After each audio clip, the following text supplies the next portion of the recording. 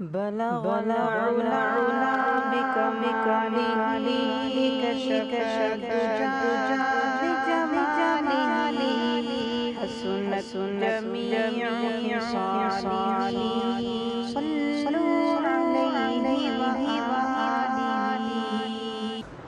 اور تیسرا تحفہ اللہ نے دیا نماز کا۔ کون سا تحفہ دیا؟ نماز کا۔ مجھے آج اس تحفے پر کچھ بات کرنا۔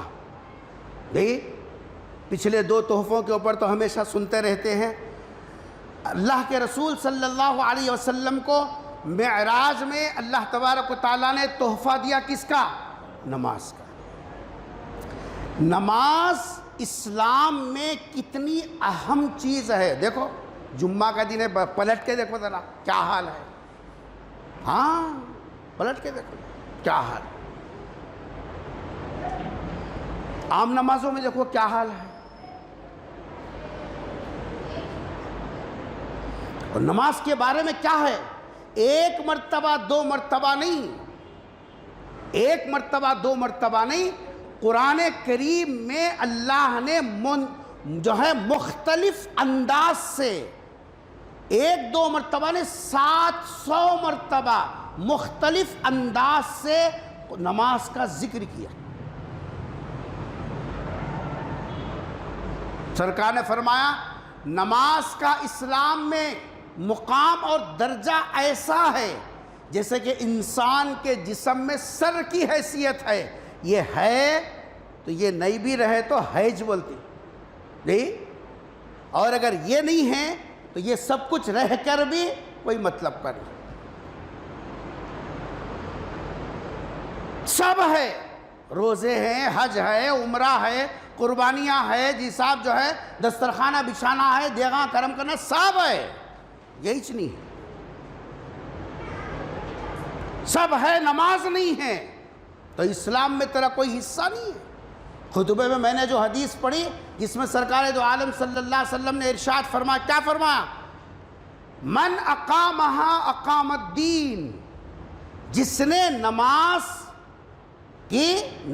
کے بارے میں اگر اہتمام کیا ہے تو پھر گویا اس نے دین کو بچا کر رکھا ہے، اس کے پاس دین بھی ہے۔ اگر جس کے پاس نماز نہیں ہے، من ترکہا، اس کے پاس نماز نہیں ہے، سب ہے، فرمایا فقد ہدم الدین، اس نے دین کی عمارت کو گرا دیا۔ آج اگر نماز کو بولو، سو معلوم ہے مول صاحب تم کیا ہو ہمارے کو بولنے کا، کہ نماز پڑھنا ہمارے نہیں معلوم، ہم بھی مسلمانہ ہیں، ورجنل مسلمانہ، ہمارے کیا سکھانے کا نماز نماز نماز نماز۔ اخل سے پیدل کبھی غور بھی کیا؟ باپ اگر بیٹے کو 1 سے 4 مرتبہ بلائے اور وہ رپلے نہ دے، استاد شاگرد تو 1 سے 4 مرتبہ کوئی کام دے وہ کام نہ کرے، مالک اگر نوکر کو 1 سے 4 مرتبہ کسی کام کے لیے کہے اور وہ پورا نہ کرے، رکھتا کان پکڑ کو نکال دیتا، کان پکڑ کے نکال دیتا۔ لیکن اللہ کیسا ارحم الراحمین ہے، 700 جگہ مختلف انداز سے نماز کی ترغیب اللہ نے اپنے کلام میں دی، مگر پڑھتا ہوں صاحب ذرا کوشش کر رہا ہوں مگر ہو رہا نہیں، کھانے کرنے کوشش نہیں ہے، وہاں جھپکا، پہلے ٹیبل پہ کھایا تو کھا لے تو کچھ بھی نہیں، وہاں جھپکا، وہاں گرنے دے، پڑھنے دے، کیا تو بھی ہونے دے، پہلے ٹیبل پہ ہونا۔ اور یہاں پڑھتا ہوں صاحب بہت کوشش کر رہا ہوں، اب تو بولے نا کرتا ہوں، پھر اماز کو نکلا تو پنم تک دکھتا اس لیے ہوں۔ اللہ تبارک چاہتا اللہ تو بستر پر سویا ہوا وہیں سلا دیتا، لیکن وہ ارحم الراحمین ہے، موقع دے رہا۔ نماز کی اہمیت کا اندازہ لگاؤ اس بات سے کہ نماز ایک ایسی عبادت ہے، پچھلے نبیوں کے تعلیمات میں بھی نماز کا حکم تھا۔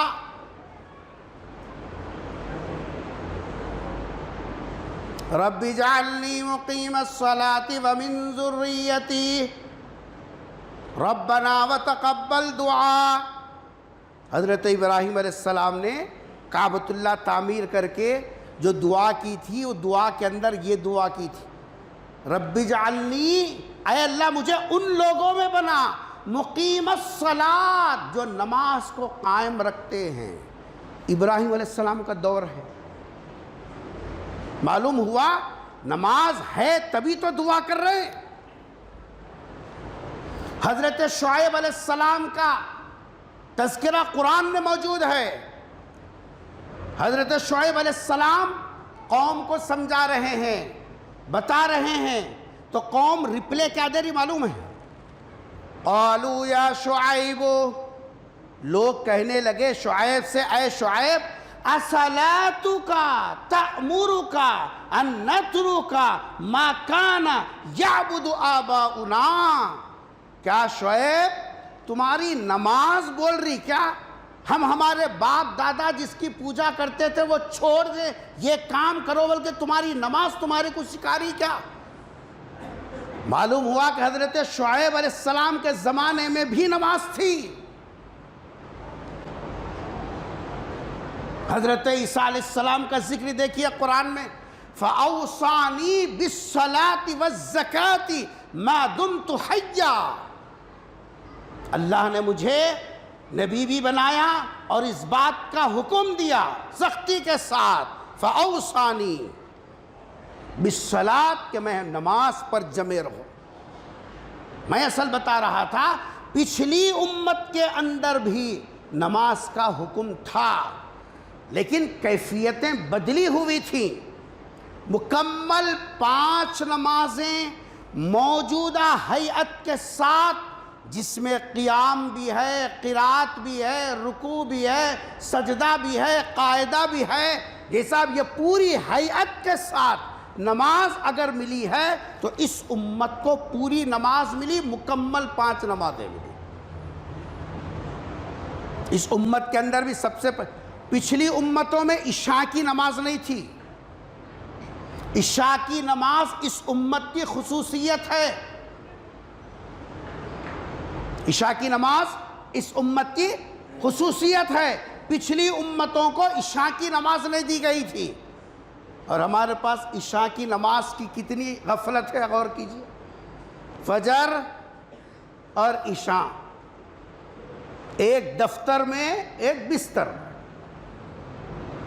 ایک دفتر میں ایک بستر، جبکہ نبی نے ان 2 نمازوں کے بارے میں ارشاد فرمایا، جو لوگ اندھیروں میں مسجدوں کو آنے کے عادی ہیں، اندھیروں میں، اندھیرے، عشاء کی نماز اندھیرے میں پڑھی جانے والی، فجر کی نماز اندھیرے میں پڑھی جانے والی، جو لوگ اندھیروں میں مسجدوں کے آنے کے عادی ہیں، ان کو قیامت کے دن کے پورے پورے نور کی خوشخبری دے دو کہ اس نور کے اجالے میں پل صراط کے اوپر وہ راستہ طے کریں گے.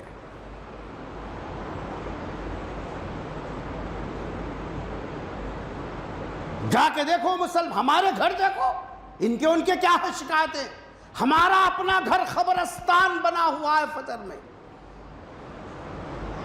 کھانسنے والے بڑے میاں مسجد کو آ جاتے ہیں، وہ بڑی بھی پڑھے نہیں پڑھے. عورتاں تو کیا سمجھ رہے ہیں، بڈھے ہونے کے بعد ہاتھاں پہنا کانپتے نہیں. جب دادی نانی منہ کے وکٹاں پورے گر جانے کے بعد جب مصلی لے کو انہوں پڑھنے کا ہے، بخیا کے عورتوں کے اوپر تو نماز ہی نہیں.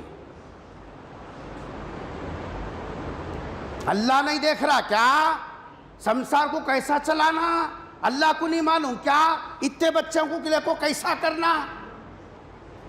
ان کچھ معلوم ہے، اللہ کو کیا معلوم جی؟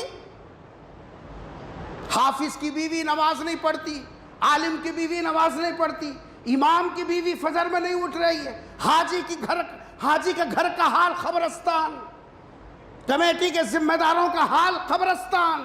یہاں امام کی حاضری لے رہی، فجر میں آ رہا ہی نہیں، اور خود کے گھر کی بھی کبھی حاضری لیا؟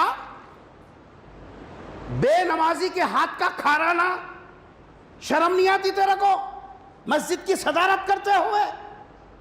لڑ رہا ہے مسجد میں آ کے میں صدر تو صدر، اور گھر میں سب کے سب بے نمازی، یا عالم کی حافظ کی حاضری لے رہا،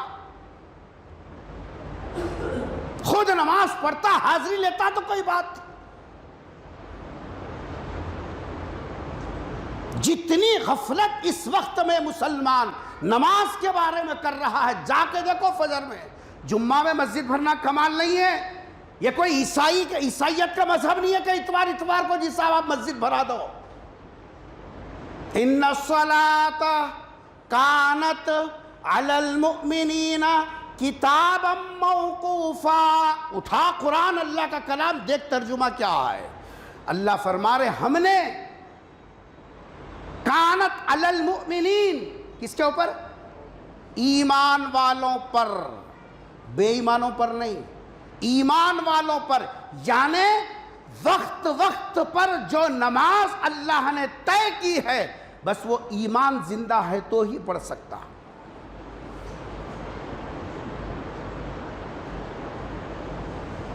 اللہ کے رسول صلی اللہ علیہ وسلم کو اس کے لیے کہاں بلایا گیا؟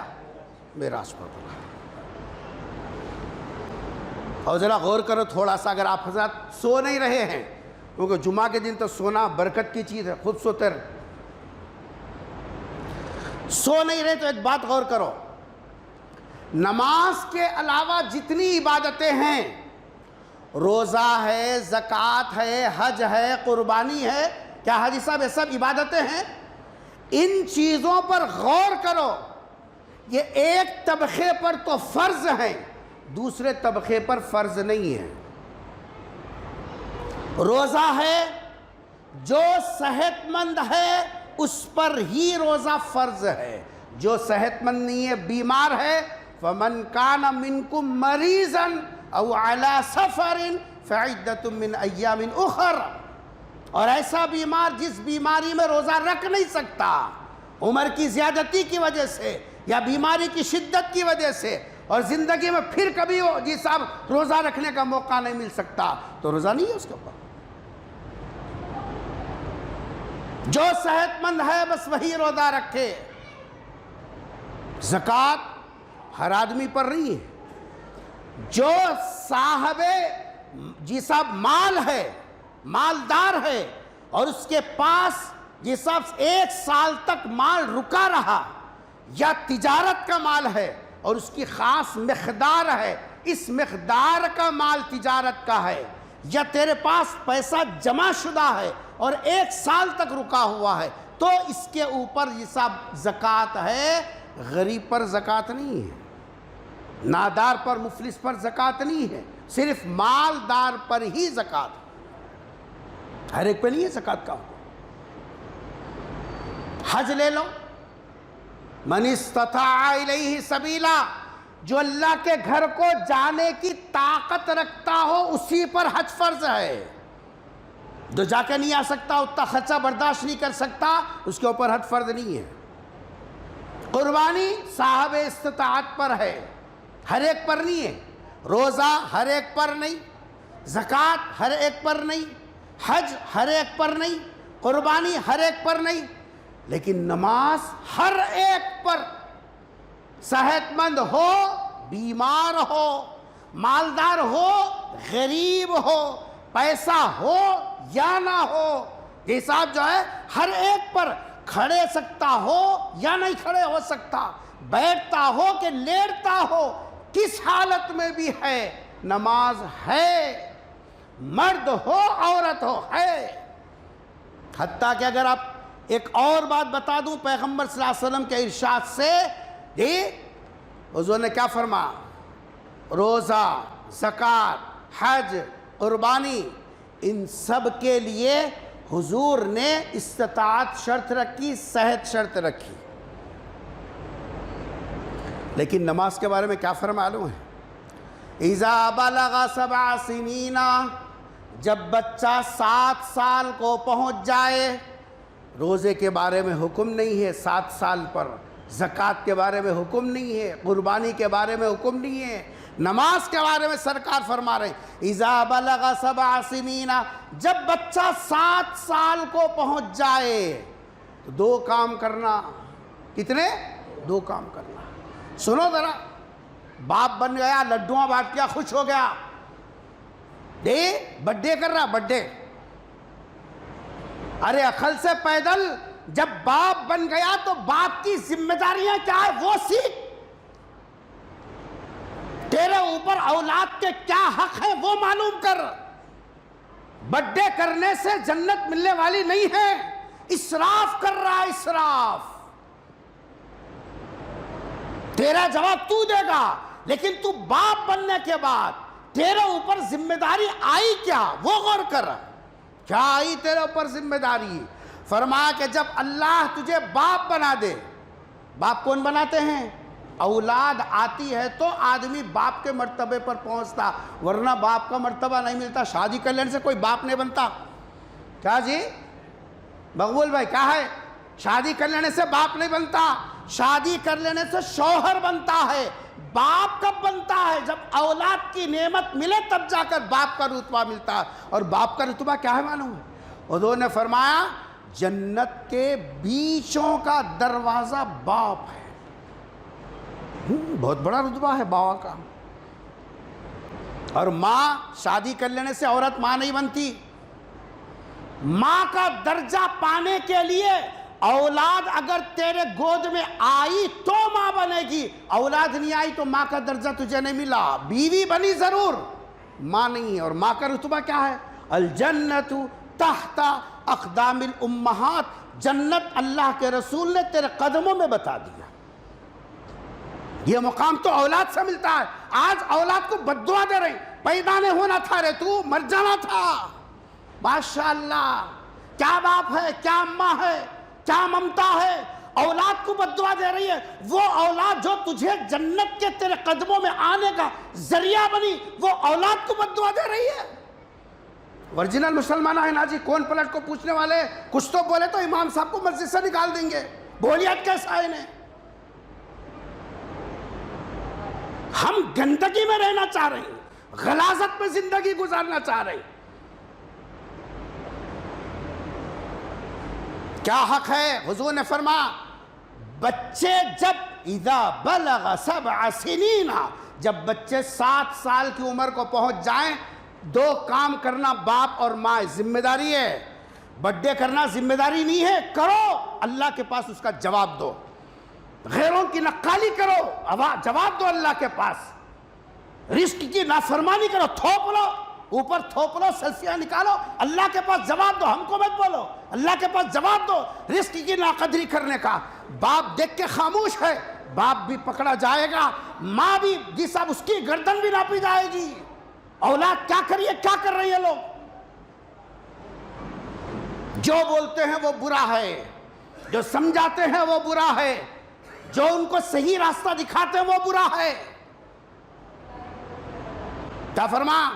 بچے جب 7 سال کے ہو جائیں تو ماں باپ پر 2 کاموں کی ذمہ داری ہے. میرا موضوع دوسری طرف جا رہا. 2 کاموں کی ذمہ داری ہے. نمبر 1، اذا بلغ 7 سنین، جب بچے 7 سال کو پہنچ جائیں، پہلا کام نماز کی ترغیب دینا. کس کی ترغیب دینا؟ نماز کی ترغیب دینا. 7 سال کی عمر میں روزے کے بارے میں نہیں ہے، زکوٰۃ کے بارے میں نہیں ہے، حج کے بارے میں نہیں ہے، قربانی کے بارے میں نہیں ہے، نماز جیسی عبادت کے بارے میں کہا جا رہا. 7 سال کا ہو جائے، ماں کی بھی ذمہ داری، باپ کی بھی ذمہ داری ہے. ہاں ہم لوگ کیا کر رہے ہیں؟ انہیں اماں کیا کرتی کہ کیا نہیں کہ میرے کیا معلوم صاحب، صبح اٹھیا نکل گیا ختم. ہاں تیری بھی اتنی ذمہ داری ہے جتنی ذمہ داری ماں کی ہے. ماں کی زیادہ ضرور ہے لیکن باپ کی بھی ذمہ داری اس میں شامل ہے. 7 سال ہو جائیں نماز کا حکم دو، اور 10 سال کو پہنچ جائیں اذا بلغ 10 سنین، اور اگر نماز نہیں پڑھے مارو. ایک حکم یہ دیا، اس کے اوپر تو کچھ عمل ہو بھی رہا ہے جیسا اللہ اور سختی کے ساتھ، اہتمام کے ساتھ اس پر عمل کی توفیق نصیب فرما دے. لیکن دوسرا حکم سنو، وہ اسی واسطے میں اپنا موضوع چھوڑ کر وہ بات کر رہا ہوں. ملتے نہیں نا اصل میں, ملتے بھی نہیں. اب تو وہ منبر پر کھڑے ہوں گے, جب آئیں گے وہ اتنے آئیں گے کہ پوری مسجد میں جگہ ہی نہیں رہنا. دوسرا کام, جب بچے 7 سال کے ہو جائیں, سن رہے سورا, جب بچے 7 سال کو ہو جائیں ان کا بستر الگ کرو. نبی کا حکم ہے, سرکار کا حکم ہے. ان کی اخلاق کی نگرانی یہاں سے کرنا ہے. بچہ ہاتھ سے نکل گیا مول صاحب, اب پکارے سے کیا ہوتا؟ کب سے کرنا ہے؟ جب باپ بن گیا, بچوں کی عمر روز بروز بڑھ رہی ہے, تیرا فرض تھا, تیری ذمہ داری تھی کہ بچے جب 7 سال کو ہو جائیں ان کا کیا کر الگ کر, اور بستر الگ کیسا کرنا وہ بھی سنو. دین سیکھنا ہے, رٹنا نہیں ہے. دین سیکھنے سے آتا ہے. الگ کیسا کرنا, یہ ماں کے ہاتھ میں کنجی ہے. یہ ہمارے عورتوں کو پاکستانی سیریلاں دیکھنے سے فرصت نہیں ہے, یلی بلی جی صاحب کھٹے مٹھے بولنے سے فرصت نہیں ہے. 10 گلی پار داماد ماریا کرتے, یہاں بیٹھ کو درد ہوتا ہے, خواہ مخواہ کے ماریا داماد, تمہارے کئی کو اماؤں نے ماریا تو ماریا, انہیں جواب دے لیتا. 10 گھراں پار کا کھٹا تمہارے کئی کو واسطے. بھکن بھی کا داماد یوں کریا کرتے, ان کی بھاؤ یوں کری کرتے, انہیں یوں کریا کرتے. تمہارے خبر میں یہ سب آنے والا ہے. تمہاری ذمہ داری کیا ہے؟ تمہاری اولاد کی تربیت کرنا تمہاری ذمہ داری ہے. کیسا کرنا بستر الگ؟ اگر بچوں کو چھوٹے 7 سال کے بچوں جا رہے وہ اوپر کے کمرے میں سو جا. کہا جی حاجی صاحب سوتا جی, وہ تو اماں کے مہریا میں سونے والا ہے. 7 سال کا بھی رہے تو ماں جب تک تھپکتی نہیں, نیند آتی نہیں اس کو. اس کا طریقہ یہ بتایا بزرگوں نے, پہلے بچے اور بچوں کو داہنی طرف سلاؤ, بچیوں کو بائیں طرف سلاؤ. پہلے خود سو کے دونوں کو الگ الگ کرو. بیٹا بھیا کے بازو تم سو جاؤ, تم بھیا کے بازو سو جاؤ, تم آپی کے بازو سو جاؤ, تم دیدی کے بازو سو جاؤ. اس طریقے سے پہلے الگ کرو, خود بیچ پہ سو جاؤ. جب ان کو الگ سونے کا مزاج بن جاتا, سمجھ رہے ہیں, ہر چیز حکمت کے ساتھ کرنے کی ہوتی, لاٹھی سے نہیں. اولاد کو لاٹھی سے چلانا کمال نہیں ہے. باپ کا کردار نبھانا بہت مشکل کام ہے. اولاد چپ ہی آنکھوں کی ٹھنڈک نہیں بنتی. لگ گیا مدرسے میں چھوڑ دیا, کیا تو بھی کر لیں دے, پڑھا لیں دے, کیا تو بھی کر لیں دے, اپنا کو نہیں معلوم, پیسے پھینکنا, فیس بند دینا, ختم, کیا تو بھی کر لیں دے. یہ تربیت نہیں ہوتی. جب کچھ دن اس طریقے سے نکل جائیں بچوں کے کہ بچیاں الگ سونے کے عادی ہو گئے, بچے الگ سونے کے عادی ہو گئے, پھر دوسرا اسٹیپ اٹھانا وہ یہ ہے کہ بچوں میں دوری کرنا. بھیا پلنگ پہ سو جاتے ہیں, تم دونوں نیچے سو جاؤ. دیدی اوپر سو جاتے ہیں, آپی کے ساتھ تم دونوں سو جاؤ. بڑی کو اوپر کر دیا, ان دونوں کو نیچے کرے. الگ سونے کی عادت ڈالنا. دودھ چھڑانے کی تتپنا پڑتی, ویسے ہی یہ بھی عادت ڈالنا پڑتا. آسانی سے نہیں ہوتے, کیونکہ بچے ڈرتے ہیں, ان کے اندر احساس خوف زیادہ ہوتا ہے. ان کو اوپر کرے, بڑے کو, 2 چھوٹوں کو نیچے سلائے, ادھر بڑی کو اوپر کرے, 2 چھوٹوں کو نیچے سلائے. پھر چند دن گزرنے کے بعد وہ اوپر والوں کو الگ بھیج دیے, یہ دونوں کو اور جی صاحب دور کر دیا.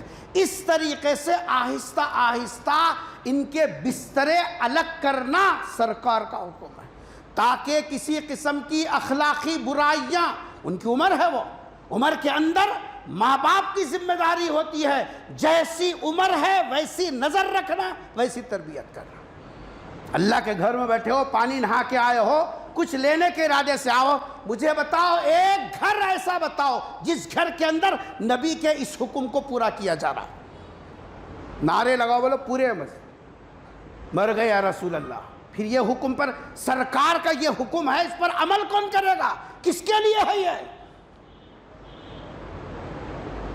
تو نماز تو وہ عمل تھا کہ جس میں 7 سال سے حکم دیا جا رہا ہے, اور ہمارے پاس نماز کی اہمیت نہیں. نماز کی کیفیت کیا ہونا چاہیے؟ نماز کی کیفیت کیا ہے؟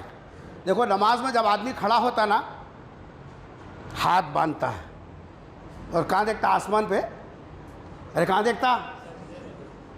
گزشتہ جمعہ میں نے بتایا تھا کہ نماز کی حالت میں آسمان کو نہیں دیکھنا ہے. مسلم شریف کی روایت ہے، سرکار نے فرمایا نماز کی حالت میں آسمان کی طرف نگاہ اٹھاؤ گے قریب ہے کہ تمہاری نگاہیں اللہ تبارک و تعالیٰ چھین نہ لے. جنازے کی نماز کے ضمن میں نے یہ مسئلہ آپ کو بتایا تھا. نماز کے اندر آدمی 2 ہاتھ باندھتا، کھڑے ہو جاتا، سر جھکاتا، منہ سے قرآن پڑھتا رہتا ہے، تسبیحات پڑھتا رہتا ہے، کبھی جھک رہا، کبھی گر رہا، کبھی جھک رہا، کبھی اٹھ رہا، کبھی بیٹھ جا رہا. کبھی غور کرے نماز کے اس کیفیت پہ. نماز کے اندر جب بندہ کھڑا ہوتا ہے نا تو نمازی نماز میں ایسے کھڑے ہوتا ہے جیسے کسی بادشاہ کے سامنے کوئی مجرم کھڑا ہے. نماز میں نمازی ایسا کھڑا ہوتا ہے جیسے کوئی مجرم کسی بادشاہ کے سامنے ٹھہرا ہے. کیا عاجزی، کیسا ہاتھ باندھتا ہے، کیسا سر جھکا ہوا ہوتا ہے، کیسا جی سب جھک جاتا ہے، کیسے گر جاتا ہے، مکمل اپنے آپ کو اللہ کے حوالے کرتا. اور ہر وقت میں زبان پہ کیا نعرہ ہے؟ اللہ تو بڑا ہے، اللہ تو بڑا ہے، اللہ اکبر، اللہ تو بڑا ہے، اللہ تو بڑا ہے، اللہ تو بڑا ہے، اللہ تو بڑا ہے. ہر رکن کی ادائیگی میں اللہ کی بڑائی کا اقرار کر رہا. اور کیا ہو رہا؟ میں مجرم ہوں، آپ بڑے ہیں، میں مجرم ہوں، آپ بڑے ہیں، میں مجرم ہوں، آپ بڑے ہیں. قسم کھا کے بولو اگر اس تصور کے ساتھ ہم نماز میں کھڑے ہوں. کبھی کبھی ہم حدیث سنتے نا، ایک صحابی رسول نماز میں کھڑے تھے، پیر میں تیر لگا، جیسا لوگوں نے ان کا تیر نکالا مگر ان کو پتہ ہی نہیں چلا. سلام پھیرنے کے بعد لوگوں کو دیکھ کے پوچھے کئی کتب بھی آئے تم لگا؟ بولے تھے ارے تمہارے کو نماز کا ہوش اتنا تھا کہ ہم تمہارے تیر بھی نکالے ہوش نہیں آیا. بولے خدا کی قسم مجھے محساس نہیں ہوا. تو ہم کیا سو جھوٹے قصے جمع کر کو لکھی. عقل سے پیدل پہلے تو اپنی نماز سامنے رکھ کے سوچ رہا یہ تیری نماز نہیں ہے، یہ نماز مجرم والی نماز، یہی اپنے آپ کو متواضع بنا کر کھڑے ہونے والی نماز، اللہ کے دربار کی حاضری کی نماز. جب اس تصور کے ساتھ کھڑا ہو جا تیری پاکٹ بھی مار دیں گے پتہ نہیں چلے گا، تیرا فون بھی چلا جائے گا پتہ نہیں چلے گا. اور قسم کھا کے بول زندگی میں ایک نماز تو بھی پڑھا، ایک رکعت نماز نہیں جان دے. ایک رکعت، جس کو زندگی میں ایک رکعت نصیب نہیں ہوئی وہ امام کی حاضری لے رہا نا. دیکھو کیا حال ہے، علماء کی غیبتیں کر رہی.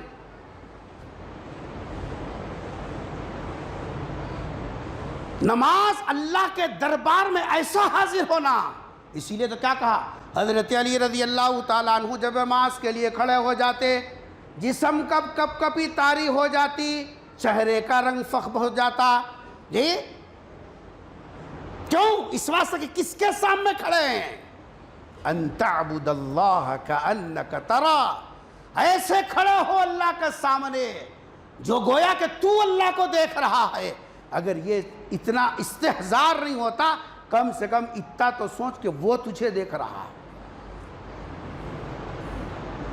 یہ نماز کی یہ سب کیفیت ہونی چاہیے. قسم کھا کے بولو ہمارے پاس وہ نماز کی کیفیت ہے؟ نہیں ہے. شب بھر میں بنا دی مسجد کو ایمان کی حرارت والوں نے. من اپنا پرانا پاپی تھا، یہ اس کے اندر اتنی گندگیاں، ایسا پیپ، ایسا یہ سب میل بھرا ہوا ہے کہ ایسی نماز پڑھنے دیں گا بھی کہاں. اللہ نے تو یہاں آنے سے پہلے، کھڑے ہونے سے پہلے وضو کی شرط لگا دی، پاک صاف ہو کے آ. گندگیوں کے ساتھ آنے کا دربار نہیں ہے. ای درگاہ ماں درگاہ ہے نیس. یہ وہ درگاہ نہیں ہے کہ جہاں جیسے چاہو منہ اٹھائے آ جاؤ. طہارت کے ساتھ، پاکیزگی کے ساتھ، یہ سب اہتمام کے ساتھ آنے کا دربار ہے. یہ نماز کی کیفیت ہمارے اندر کہاں؟ آخری بات سنو، گھڑی کو مت دیکھو، آخری بات سنو. بعض اوقات معراج کا جب قصہ سنتے ہیں لوگ اور یہ سنتے ہیں کہ بھئی سرکار کو پہلے 50 نمازوں کا تحفہ دیا گیا تھا اور واپسی میں حضرت موسیٰ علیہ السلام نے کہا میں امت کی مزاج کو اچھی طرح جانتا ہوں، وہ نماز 50 مرتبہ نہیں پڑھ سکتے، جاؤ اللہ سے کچھ تخفیف کی درخواست کرو. سرکار گئے، 5 معاف ہوئے، پھر گئے 9 مرتبہ پھرنے کے بعد 5 معاف ہو گئے، 5 بچ گئے. آخری ٹرپ میں بھی حضرت موسیٰ نے کہا تھا یہ بھی نہیں پڑھتے، جاؤ اللہ سے معاف کرو. یہی سرکار نے فرمایا کہ مجھے بار بار جاتے ہوئے شرم آتی ہے، اس لیے سرکار نہیں گئے. تو اب آگے سے ہم حاشیہ چڑھاتے ہیں. چلے گئے تو کتنا اچھا تھا، پیڑ جاتی تھی. چلے گئے تو کتنا اچھا تھا. سن ذرا، ایمان ہے تو سن، دل میں نبی کی محبت ہے تو سن. یہاں رک کر ایک ذہن میں سوال پیدا ہوتا ہے، ہمارے پیغمبر رحمت للعالمین ہے. حاجی صاحب ذرا غور سے سننا، ہمارے پیغمبر رحمت للعالمین ہے.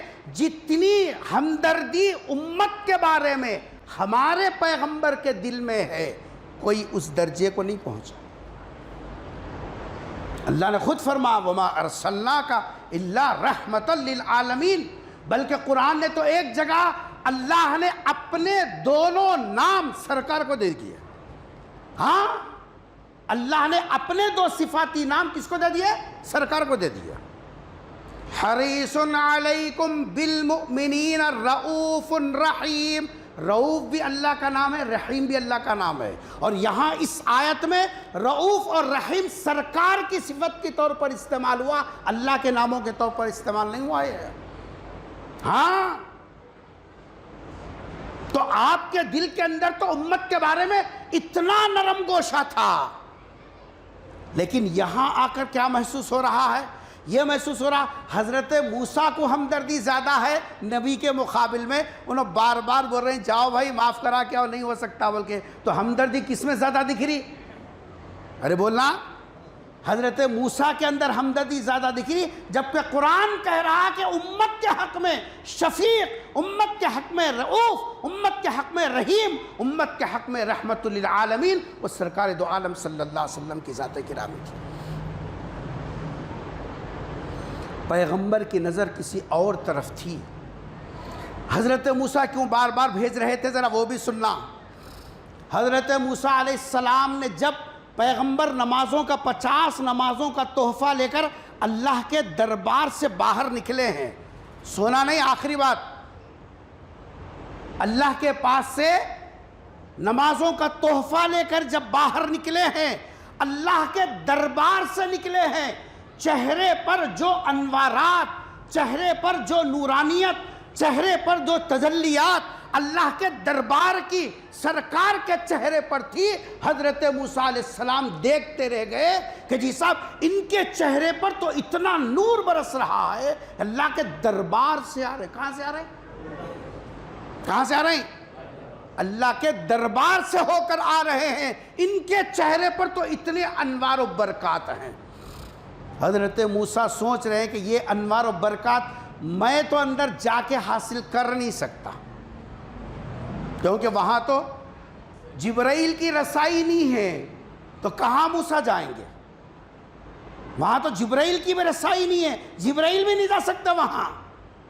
موسیٰ کہاں جا سکتے ہیں؟ وہاں صرف ایک ہی ذات گئی ہے اللہ کے دربار میں، اور وہ میرے اور آپ کے آقا تاجدار مدینہ حضرت محمد مصطفیٰ سب کہہ دو صلی اللہ علیہ وسلم کی ذات گرامی ہے، جن کو اللہ کے دربار کی حاضری نصیب ہو گئی. وہ انوار و تجلیات جب سرکار کے چہرے پر دیکھے تو حضرت موسیٰ علیہ السلام کے دل میں اللہ نے ڈالا پھر بھیجو. تو کہنے لگے کہ جاؤ ذرا، اتنے تو پڑھیں گے نہیں. وہ بار بار جاتے سرکار، وہ انوارات کے ساتھ واپس آتے. حضرت موسیٰ تو وہ انوارات سے فائدہ اٹھا رہے تھے. اللہ کے دربار میں خود تو جا نہیں سکتے، جو جا کر آ رہے ہیں کم سے کم ان کو دیکھ کر تو آنکھیں ٹھنڈی کر لے. حاجی صاحب، جو آدمی حج کو جا کر واپس آتا ہے ارے سن رہا کہ سو رہا؟ جو آدمی حج کو جا کر واپس آتا ہے تو ہر آدمی حاجی سے ملتا ہے کہ نہیں ملتا؟ کیوں ملتا ہے؟ ارے میں تو نہیں جا سکا کعبے کو دیکھنے کے لیے، میں تو نہیں جا سکا سرکار کے روضے پر، لیکن یہ وہ ہے جن کی آنکھیں کعبۃ اللہ کو دیکھ کر آ رہی ہیں، یہ وہ ہے جن کے قدم روضۃ الرسول کے پاس پہنچے۔ میں نہیں جا سکا، کم سے کم جا کر آنے والوں کو تو دیکھ لوں، وہ آنکھیں کیسی پیاری ہیں، کیسی منور ہیں، وہ زبان کیسی ہے جو سرکار کے روضے پر پہنچ کر الصلاۃ والسلام علیکہ یا رسول اللہ یا حبیب اللہ کے الفاظ پڑھ کے آئے ہیں، میں ذرا ان کو تو دیکھوں۔ جیسے تو حاجی کو دیکھتا ہے اللہ کے گھر کو جا کے آنے کے بعد، حضرت موسیٰ اللہ کے دربار میں جا کر آنے والے پیغمبر کو دیکھ رہے ہیں کہ کیا انوار و برکات، ہر وقت میں جا رہے ہیں تو آ رہے ہیں انوار و برکات کے ساتھ۔ اس لیے آخری ٹرپ میں بھی کہا تھا اور ایک مرتبہ جا کے آ جاؤ، مگر سرکار کی ارحم الراحمین دی رحمت للعالمین کا جی صاحب اندازہ لگائیے۔ حضور نے سوچا کہ میں اللہ کے دربار میں جا رہا ہوں، انوارات لے کر آ رہا ہوں، اللہ کے دربار میں پہنچنے سے سرکار کو عجیب خوشی مل رہی ہے۔ 9 مرتبہ گئے، ہر مرتبہ میں یہ خوشی ملی۔ سرکار نے یہ سوچا اگر یہ خوشی میری امت کے ایک ایک فرد کو مل جائے، یہ خوشی میری امت کے ہر امتی کو مل جائے، ہر فرد کو مل جائے، اس لیے کہا کہ اب جاتے ہوئے شرم آتی ہے دے۔ اور اس کے بعد سرکار نے فرما قرۃ عینی فی الصلاۃ، اور کہا الصلاۃ معراج المومنین۔ جیسے مجھے اللہ کے دربار میں جانے سے خوشی ملی، اے میرے امتیوں تم بھی اللہ کے دربار میں آؤ تو پھر وہ خوشی سجدوں میں تم بھی پاؤ۔ ہائے افسوس، مسلمان معراج کا جلسہ کرنا تو یاد رکھا۔ بول صاحب معراج کے دن بھی عشاء کی نماز جلدی کیسا ہوتی؟ کمیٹی والوں کو نہیں معلوم کیا؟ معراج کے جلسے تو یاد رہے ظالم، معراج کا تحفے پر کون عمل کرے گا، کون قدر کرے گا؟ کیا معراج کا تحفہ صرف معراج کی رات کے لیے تھا؟ وہ تو دن میں 5 مرتبہ تیرے اوپر فرض تھا۔ اللہ تو تجھے اپنے دربار میں بلا کر اللہ کے در سے ملنے والے انوار و برکات، اللہ اکبر۔ اس لیے اللہ والوں کے جو چہرے ہوتے نا انتہائی منور، دیکھے تو ایسا دکھتا کہ بس دیکھتے ہی رہ جانا۔ کیوں؟ سجدوں کی کثرت کے اثرات ہیں۔ کوئی فیرن لولی نہیں لگاتے اسی لیے بزرگوں نے کیا لکھا، جو عورت یہ چاہتی ہے کہ وہ حسین و جمیل بنے تو یہ جی صاحب کمپنیوں کے چیزیں مت لگا، اللہ کے در میں کثرت سے سجدہ کر، پھر دیکھ تجھ سے زیادہ کوئی خوبصورت نہیں رہے گا۔ یہ خوبصورتی تو اللہ کے در سے ملنے والی ہے۔ اس لیے بزرگوں اور دوستو، جلسے کرنا کمال نہیں ہے۔ معراج کا جلسہ، معراج کا جلسہ، معراج کا جلسہ، ارے معراج کا جو تحفہ ہے اس کی ناقدری کرنے سے بچو۔ ہر گھر کے اندر نمازوں کا اہتمام ہو، ہر طرف سے پیٹے کاٹے جا رہے ہو، ہر طرف سے زمین تنگ کی جا رہی ہے، زمین وسعت کے باوجود مسلمانوں کے اوپر اتنا گھیرا تنگ ہو گیا، سانس لینا بھی مشکل محسوس ہو رہا۔